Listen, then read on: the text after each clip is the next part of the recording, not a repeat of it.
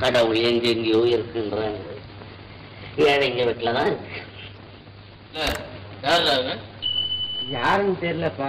பசியாரு பசியா இருந்தா வரலாம் போறவங்களுக்கு சோறு போடுறது என்ன சத்தம் சாவடியா? போடுறா சோத்த தப்பா போற சும்மா அடிச்சு மூலம் போறாங்க. கையே கையே தமிழ்நாட்டுல தலை சிறந்த தர்மம் சொல்றவங்கப்பா. பிச்சைக்கார பயலுக்கு பேச்சு வரையா பேச்சு? என் பேச்சு கேட்க இந்த காலத்து பிச்சைக்கார பசங்களுக்கு வாய் ரொம்ப ஜாஸ்தி. அப்படியெல்லாம் பேசாதீங்கப்பா. போடா தம்பி, நீ ஏன் வருத்தப்படுற?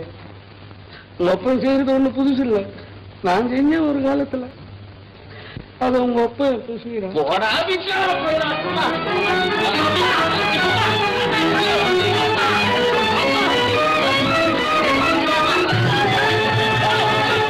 கருணாகரம் பிள்ளை, நீ மற்றவர்களுக்கு துரோகம் வஞ்சகம் எல்லாமே உனது வாழ்க்கையில் எதிரொலிக்க தொடங்கிவிடும். இதனின்று தப்பிக்க ஒரே வழி, ஒரே முடிவு. புறப்படு கல்லுபட்டி.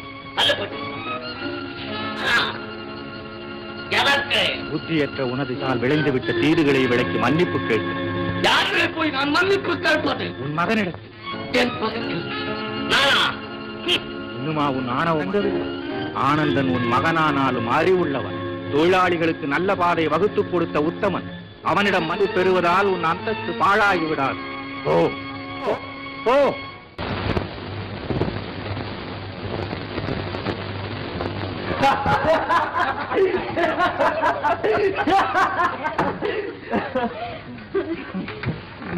உண்மையாவே நாடகம் ரொம்ப நல்லா இருந்தது.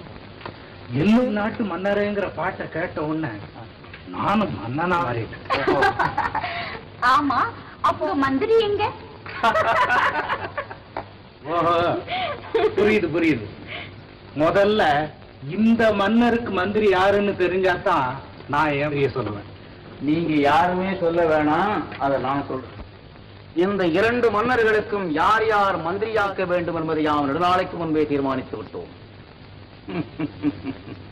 அதாவது அகில உலக பெற்ற நமது ஆனந்த மன்னருக்கு அருமை மந்திரியாக அலி தேவியார் பதவிய வேண்டும். வீர தீர சூர பராக்கிரம நமது குமர மன்னருக்கு அன்பு மந்திரியாக ராணி தேவியார் பதவியேற்க வேண்டும்.